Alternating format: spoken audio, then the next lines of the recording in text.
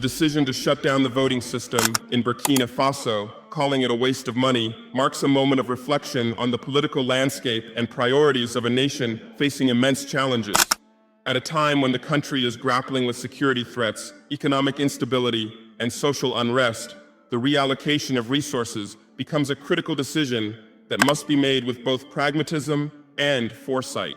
It is understandable that in the face of severe hardship, the priority must be placed on securing the immediate future of the people, providing food, shelter, and safety for all citizens.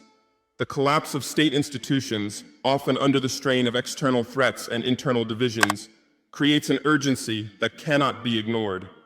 The decision to reallocate funds from the electoral process, while difficult, is presented as a means to preserve resources for the more pressing concerns that demand immediate action.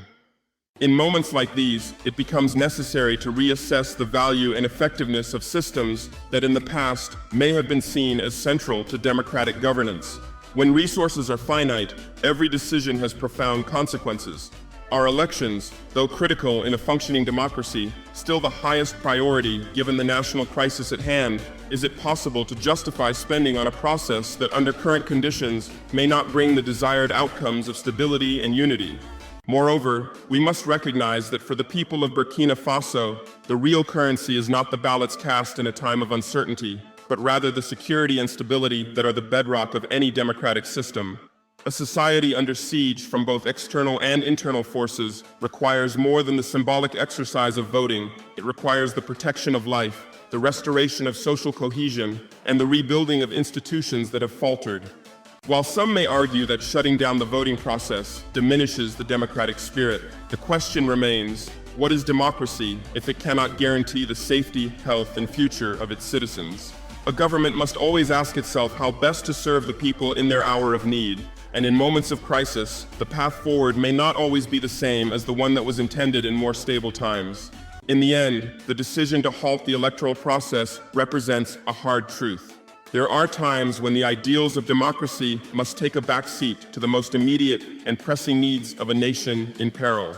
It is not a repudiation of democratic values, but a recognition that survival must sometimes precede ideology.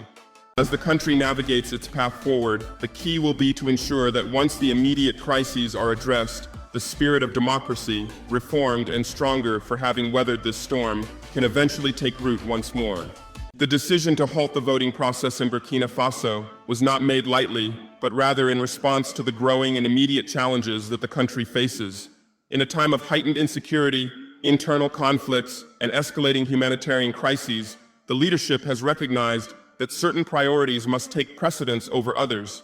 Among these, ensuring the safety and survival of the population has become paramount. In this context, the reallocation of resources from the electoral process to more urgent needs, such as security operations, healthcare, and food distribution, becomes a necessary course of action. The financial and logistical demands of organizing an election are considerable. They involve setting up polling stations, distributing ballots, training election officials, securing voting areas, and ensuring that all citizens can participate freely and fairly. In a country like Burkina Faso, where many regions are under the control of armed groups or are affected by severe displacement, these costs become impractical in light of the more immediate and pressing needs. Funds allocated for elections could be better used to secure the borders, provide humanitarian aid, and offer medical assistance to those displaced by violence. Redirecting these resources doesn't diminish the importance of elections, but rather acknowledges the reality that the nation is currently facing an actual crisis. Without peace and stability, the very foundation of democracy is at risk, rendering elections ineffective and, at worst, potentially unsafe for voters. The conflict and insecurity gripping Burkina Faso have led to widespread displacement of civilians, making it difficult for citizens to participate meaningfully in the electoral process. In some areas, government control is minimal, and armed groups hold significant sway, leading to a situation where many people are unable to access polling stations or participate in any meaningful way. Given these circumstances, it is not difficult to see why the costs associated with holding an election under these conditions would be wasteful. Furthermore, with large portions of the population unable to vote due to displacement or fear of violence, The legitimacy of any election held under such conditions could be called into question, further exacerbating political instability. In the midst of this crisis, the need to secure and stabilize the country cannot be overstated. The government is facing external threats from militant groups and internal divisions that have weakened its capacity to govern effectively. Redirecting the funds that would have been used for elections to security measures and humanitarian assistance is not just an economic decision, but one rooted in the fundamental need to ensure that the population can survive and rebuild. No election, regardless of its outcome, can succeed in such an environment unless basic human rights, such as the right to life and safety, are protected. Without addressing the security concerns that have displaced so many, no amount of democratic process can provide real, lasting change. Moreover, the humanitarian needs in Burkina Faso are vast and growing. Millions are in need of food, shelter, and healthcare, while many others have lost access to education and employment. A functioning democracy requires citizens to be healthy, secure, and educated. Without these basic conditions being met, the ability for democratic institutions to function properly is severely limited. Shifting resources toward these more immediate needs ensures that the most vulnerable populations are cared for and that efforts to restore stability to the country can take root. In the long term, it is through the stabilization and healing of the population that conditions for a fair and legitimate election can eventually be established. The decision to halt elections is also a reflection of a broader understanding of what is required for a democracy to function effectively. Democracy is not simply about holding regular elections. It is about creating the conditions for citizens to live in safety, to have their rights protected, and to trust that their leaders can govern effectively. If a government cannot protect its citizens from violence, cannot provide basic services, and cannot ensure that every citizen is free to participate in society, then the very purpose of elections becomes undermined. In this way, halting the election process is not an abandonment of democratic values, but rather a reaffirmation of what those values are truly meant to protect, the well-being and safety of the people. While the suspension of the electoral process is, of course, a temporary measure, it does not signal the end of the country's commitment to democracy. Rather, it is a strategic pause, one that allows for a focus on rebuilding the very conditions necessary for a functioning democracy. Once security is restored, displacement is reduced, and essential services are brought back online, the country can move forward with a more legitimate and inclusive electoral process. The restoration of democracy requires more than just holding elections. It requires that the very foundation upon which democracy rests, the safety, health, and well-being of the people, is firmly in place. In conclusion, the reallocation of resources from the electoral process to more urgent security and humanitarian concerns is a difficult but necessary decision. In the face of widespread violence, displacement, and humanitarian disaster, the leadership of Burkina Faso has made the pragmatic choice to prioritize the survival and stability of its citizens above all else. This decision reflects a commitment to ensuring that when elections are eventually held, they will be meaningful, legitimate, and most importantly, safe for all those involved. It is a reflection of a government that understands that the essence of democracy lies not in the ballot, but in the capacity of the state to protect and serve its people during their most critical moments.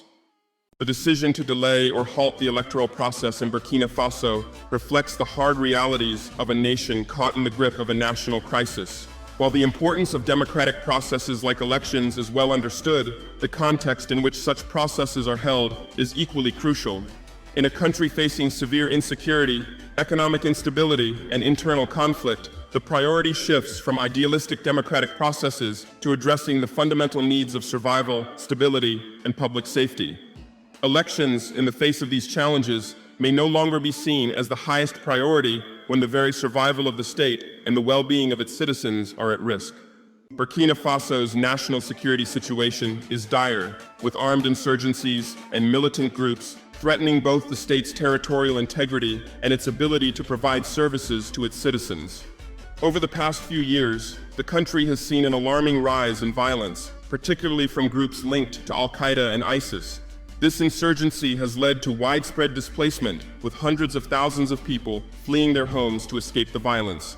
The internal conflict has severely weakened the government's control over large portions of the country, leaving citizens without basic security and infrastructure. Given this context, the idea of holding elections, which require a functioning state with control over its territory and institutions, becomes less feasible. In the absence of effective governance in many regions, holding an election would not only be an exercise in futility, but could also potentially increase the risks faced by the population.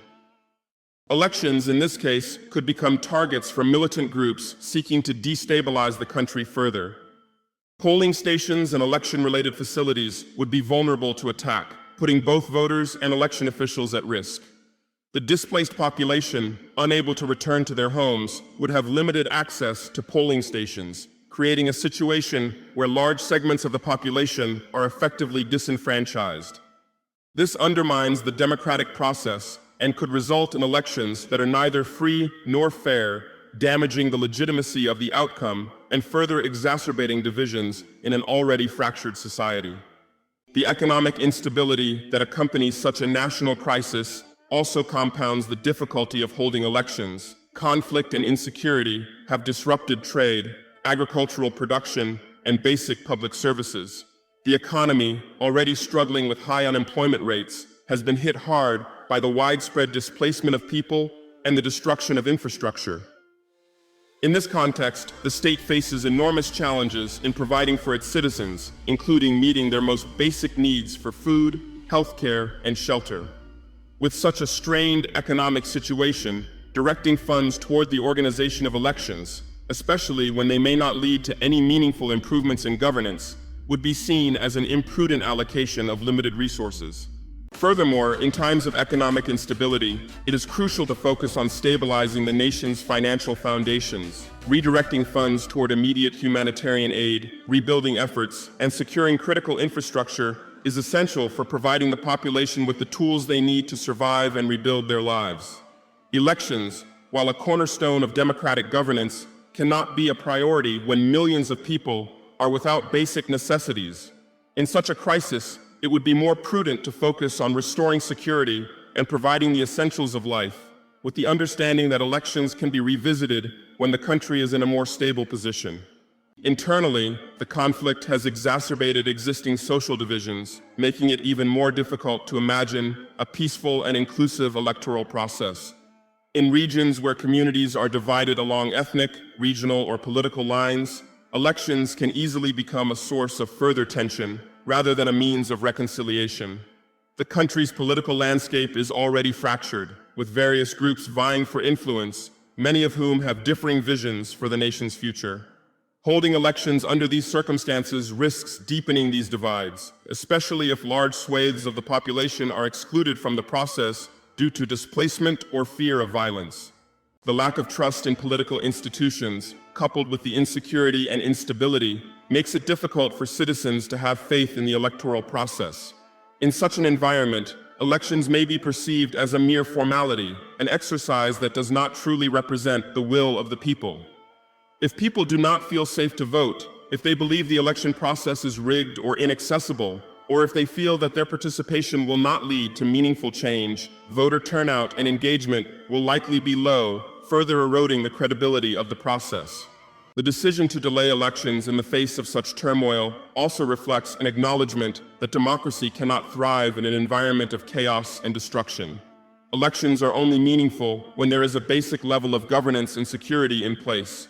Without peace, the rule of law, and basic public services, the foundation for democracy is weak, and the outcome of any election would be hollow.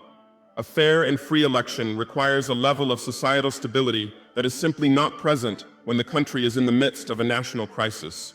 In such times, it is necessary to focus on the broader goal of national survival and recovery, stabilizing the country, ensuring the protection of its citizens, and addressing the humanitarian crisis must come before any electoral process. Once security is restored, displaced people are able to return to their homes and basic services are provided to the population, then the conditions for a free and fair election can be established.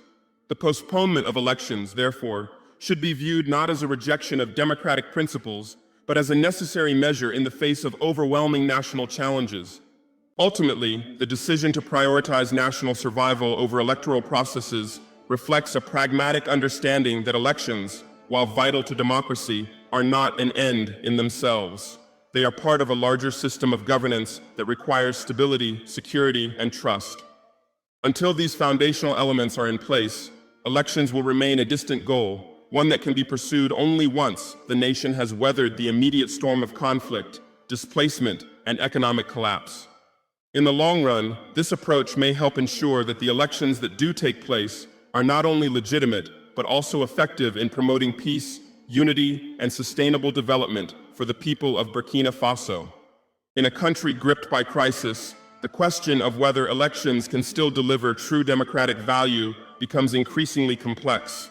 Burkina Faso, like many nations facing similar circumstances, finds itself caught in a delicate balance between democratic ideals and the harsh realities of conflict, displacement, and a weakened state infrastructure. In such a volatile environment, the effectiveness of holding elections is deeply uncertain. Elections, which are generally seen as a cornerstone of democratic governance, may not be able to fulfill their intended role when the nation is struggling to maintain even the most basic aspects of security and governance. At its core, democracy requires a system in which citizens feel secure enough to participate in free and fair elections, where their votes can translate into meaningful political change. However, in a nation experiencing ongoing insecurity, the ability to ensure that elections are both fair and legitimate is severely undermined. In Burkina Faso, large areas of the country are either directly controlled by armed militant groups or are unsafe for citizens to travel through, making it nearly impossible for people to access polling stations or participate in the electoral process. This reality presents a significant challenge to the effectiveness of elections in these circumstances. If a large portion of the population is unable to vote due to the lack of safety or due to being displaced from their homes, then the resulting election will inevitably fail to represent the true will of the people. Moreover, the logistics of holding elections in such an environment are profoundly difficult. The infrastructure needed to support a democratic process, polling stations, transportation networks, voter registration systems, and election monitoring bodies, is fragile or entirely non-functional in many parts of the country. The government's capacity to oversee the election, ensure transparency, and safeguard against fraud or manipulation is severely compromised when it is struggling simply to maintain control over its territory. Without these institutional safeguards, the election could be prone to irregularities and discrepancies, further undermining its legitimacy. It is also important to consider that in regions where the government's presence is minimal, there may be no guarantee that electoral officials will be able to reach the polling stations, or if they do, that they will be able to conduct a free and fair process. This erodes public confidence in the entire electoral system and calls into question the point of holding elections at all when the conditions for a legitimate outcome do not exist. Additionally, the crisis in Burkina Faso has led to severe political polarization. Amid conflict, economic hardship, and social disintegration, citizens' trust in the political system has eroded significantly. When people are struggling to survive, their faith in government institutions and processes is often diminished, and elections are no longer seen as a pathway to addressing their grievances or improving their circumstances. In such an environment, elections can become symbolic at best, a process that does little to resolve the real issues facing citizens on the ground. If the population believes that elections will not result in tangible improvements in their lives, especially in the face of violence, economic instability, and humanitarian crises, they may become disillusioned, disengaged, or even hostile to the electoral process. This lack of faith further weakens the democratic process and makes it difficult to restore any sense of unity or national purpose. The displacement of large numbers of people also raises significant questions about the fairness of holding elections under these circumstances. When communities are uprooted and citizens are scattered across different regions, holding elections becomes logistically impossible for many of them. Displaced persons, whether they are refugees or internally displaced individuals, often lose their access to polling stations, face difficulties in registering to vote, and may lack the necessary documentation or identification to participate. Furthermore, in regions where armed groups control significant territory, even if people were able to access polling stations, the risks involved in voting may deter many from participating altogether. In this sense, elections may become a privilege for the few who remain in secure areas, while the vast majority of the population is excluded from the process. Even when elections do occur in such crises, they may fail to address the root causes of the conflict and instability. The political issues that led to the breakdown in security in the first place are often complex and deeply ingrained, and an election, in and of itself, is unlikely to resolve them. A country in the midst of such profound crises often needs more than just a political transition. It requires reconciliation, social healing, and a reinvestment in key sectors such as healthcare, education, and infrastructure. Elections, if not accompanied by meaningful efforts to address these underlying issues, run the risk of being hollow exercises that provide no lasting solutions. Holding elections in the middle of a crisis can even contribute to political fragmentation, as various groups contest the outcome, further dividing an already fractured society. Furthermore, in fragile states, elections can sometimes serve as a facade, covering up the deeper problems of governance. When a government is failing to deliver basic services and protect its citizens, conducting elections may simply serve as a means of maintaining a veneer of legitimacy without addressing the fundamental failures that have led to the crisis. This scenario is particularly dangerous in a situation like that of Burkina Faso, where militant groups are exploiting the vulnerabilities of the state and its institutions. A poorly conducted or fraudulent election could be seen as a sign of weakness or ineffectiveness, encouraging further instability. In such situations, it becomes important to ask, can elections truly serve their purpose when the state itself is struggling to maintain basic governance structures? Democracy, after all, is not just about casting ballots. It is about ensuring that citizens are able to live in safety, that their voices are heard, and that their government is capable of providing the services they need. In a context where all of these elements are in question, holding elections may only serve to distract from the deeper problems at play, offering no solutions to the nation's larger crises. In fact, elections could even make matters worse by creating a false sense of normalcy, when in reality, the country is far from recovery. Ultimately, the effectiveness of elections in such a crisis hinges on the broader context in which they occur. Without security, stability, and trust in the political system, elections risk becoming a meaningless exercise, one that may do more harm than good in the long run. In this light, the question remains, can elections truly bring democratic value to a country when the most basic pillars of governance have collapsed and the population is struggling to survive? The answer may be that elections in these circumstances are not the solution, but rather one part of a longer, more complex process of national rebuilding and healing. Shutting down the voting process in the midst of a crisis is a difficult yet necessary decision, but it should not be viewed as a permanent rejection of democratic principles. Rather, it is a temporary measure aimed at confronting the immediate challenges facing the country, with the ultimate goal of preserving the democratic fabric for the future. In times of profound instability, where national security is compromised and the basic infrastructure required for a legitimate election is lacking, it becomes essential to redirect efforts towards stabilizing the country and addressing the immediate needs of the population. Only once the country has regained its footing can the process of restoring and strengthening democratic institutions begin. At the core of this decision is the recognition that the situation on the ground is not conducive to free and fair elections. When a nation is in the midst of conflict, insecurity, and economic collapse, attempting to hold an election in these conditions would be both dangerous and ineffective. In such circumstances, the priority must be to restore basic security, ensure the safety of citizens, and address humanitarian needs. The focus needs to shift from symbolic political processes to tangible efforts that can improve the lives of people who are suffering the most.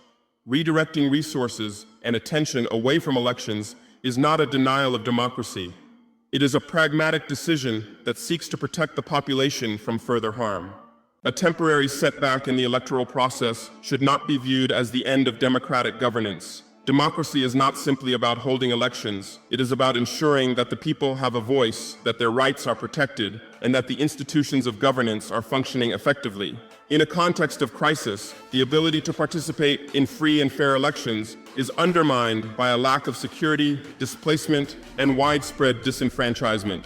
This means that the electoral process in such an environment would fail to reflect the true will of the people, thus rendering the outcome meaningless. The decision to pause elections is therefore a recognition that the conditions necessary for a legitimate democratic process simply do not exist in times of crisis. Moreover, holding elections without the necessary infrastructure or security could exacerbate existing problems. If election-related violence occurs, or if large segments of the population are unable to participate, it can deepen divisions and further delegitimize the government. The disruption caused by such a flawed process could undermine efforts to achieve national reconciliation and peace. In contrast, a temporary delay in the election process offers the opportunity to address the root causes of instability, whether they be related to security, governance, or societal divisions, before returning to the democratic process. This allows for a more meaningful, inclusive, and legitimate election once the country is in a position to conduct it successfully. Restoring stability to the country is essential for the health of its democratic institutions. When the nation is secure and its people are able to live without the constant fear of violence, the environment will be more conducive to democratic participation. The rebuilding of trust in government institutions will be crucial, as people are more likely to engage in the electoral process when they believe that their votes can bring about genuine change. In a situation where governance has collapsed, or where a government's legitimacy is under question, trust is the bedrock upon which democracy can be restored. It is difficult, if not impossible, to rebuild this trust when the country is still in the grips of crisis. For this reason, pausing elections gives the government the time and space needed to address the security situation, rebuild state infrastructure, and provide services that will help the population feel safe, supported, and hopeful. Furthermore, the halt in the electoral process offers an opportunity to address some of the deeper structural issues that have contributed to the crisis. Many countries facing conflict or instability also struggle with weak governance institutions, corruption, and political fragmentation. These underlying issues must be tackled before the country can move forward with elections. A pause in the electoral process allows for reforms to be put in place that can strengthen the electoral system and ensure that future elections are transparent, fair, and inclusive. This includes rebuilding public institutions, fostering political dialogue, and ensuring that elections can be held in an environment that allows for genuine political competition and participation. The temporary suspension of elections can also be seen as a way to re-establish the credibility of the electoral system itself. In situations of crisis, holding elections under less than ideal conditions can lead to skepticism about the legitimacy of the process. A flawed election may result in a situation where the government or certain factions claim victory, but without broad public trust or buy-in, such outcomes would only deepen political divisions. By delaying the election until conditions are right, the government can avoid such pitfalls and ensure that when elections do take place, they have the legitimacy necessary to carry the nation forward. This means that the country can return to a more stable political system, where democratic principles are restored and meaningful representation can once again take place. Once stability is restored, the country will have the opportunity to create an electoral process that is more inclusive and representative of the people's will. A democracy that is based on strong institutions, rule of law, and respect for human rights will be far more resilient and capable of withstanding future challenges. Elections conducted in such an environment will be more meaningful, as citizens will have the opportunity to choose their leaders without fear of violence or intimidation. Moreover, the process of restoring democracy will be an opportunity for national healing and reconciliation, particularly if the government uses this time to engage in peace-building efforts and address the grievances of various groups within society. In conclusion, halting the electoral process in the midst of a national crisis is not a rejection of democracy, but rather a recognition of the necessity to ensure that the democratic process can function effectively and legitimately. It is a temporary setback, one that prioritizes national survival, security, and rebuilding over the symbolic act of voting. By postponing elections until the country is in a position to conduct them fairly, the government is taking a responsible step toward ensuring that the electoral process, when it does occur, will be both legitimate and meaningful. This strategic pause will ultimately serve to strengthen the democratic institutions of the country, restore public trust, and create the conditions for a more stable, inclusive, and prosperous future. In the midst of a national crisis, the immediate focus must shift from political processes, such as elections, to the more pressing and foundational task of rebuilding the nation's institutions. the very survival of the state and the safety of its citizens must take precedence over all else. When a country faces severe insecurity, economic instability, and widespread displacement, it is not just the physical infrastructure that needs rebuilding, but also the trust between the government and its people. The effectiveness of the state, its capacity to provide for its citizens, and its ability to restore order and security are the cornerstones upon which the future of democracy can be built. Without addressing these critical needs, any attempt to move forward with political processes like elections would be premature and potentially harmful. The first priority in rebuilding the nation is ensuring the protection and safety of the people. This includes not only securing borders and eliminating threats posed by insurgent groups, but also providing a secure environment within the country where citizens can go about their daily lives without fear of violence. Security is the foundation upon which all other aspects of rebuilding must be based. Without it, citizens will remain displaced, unable to return to their homes or engage in any form of normalcy. Insecure conditions also limit the ability of government institutions to function properly, undermining efforts to restore social services, reintegrate displaced populations, or rebuild the economy. Therefore, the immediate priority must be to restore peace and security, allowing the government to regain control over territory and ensuring that the most vulnerable are protected from further harm. Simultaneously, it is critical to address the humanitarian crisis that many citizens are facing.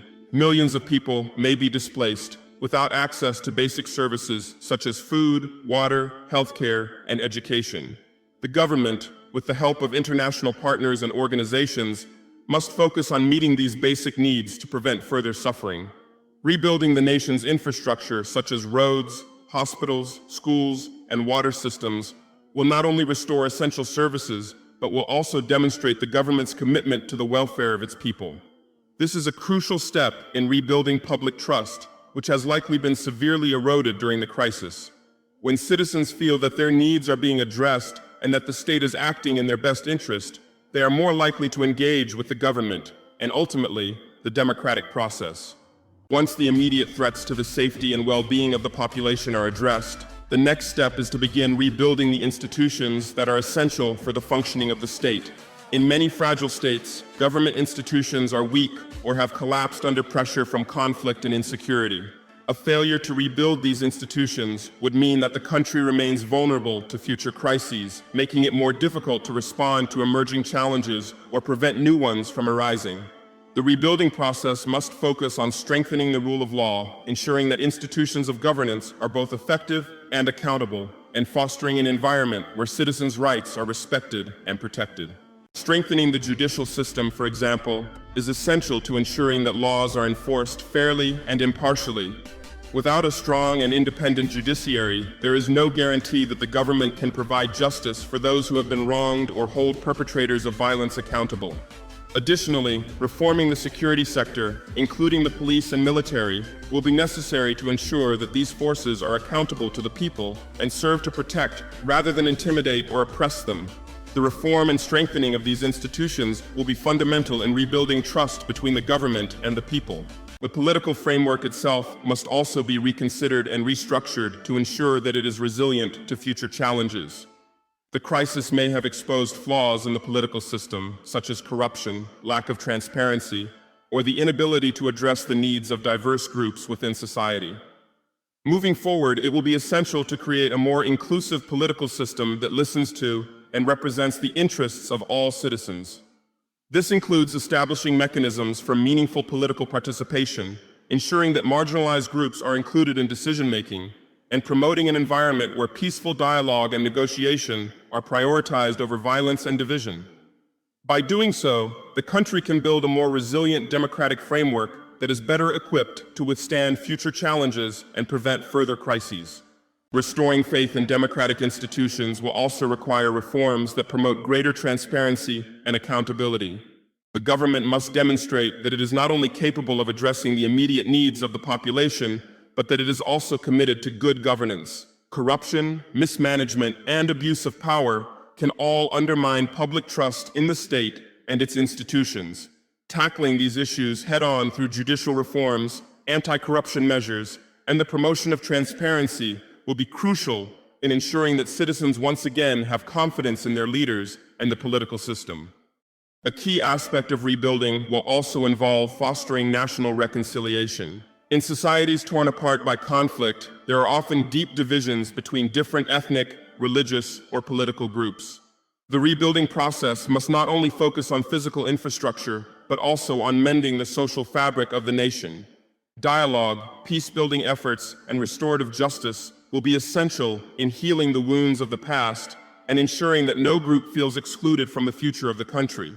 This process will likely be slow and difficult, but it is a necessary step toward creating a society that is cohesive and able to move forward together.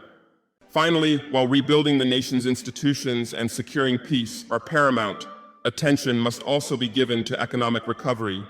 A nation in crisis often faces severe economic challenges, including widespread poverty, unemployment, and a lack of access to basic services.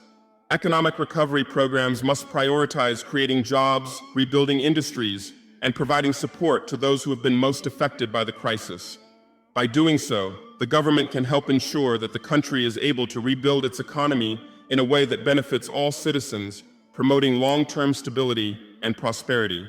In conclusion, the focus must now be on rebuilding the nation's institutions and ensuring the protection and well-being of its people. Once the immediate threats have been addressed, the country can begin to work toward creating a more resilient democratic framework that can withstand future challenges. The restoration of peace and security, the rebuilding of essential services, and the strengthening of governance institutions will provide the foundation for a more inclusive and accountable political system. Through these efforts, the country can gradually restore public trust in the government, rebuild its democratic institutions, and create a future where the citizens can participate freely and meaningfully in the democratic process.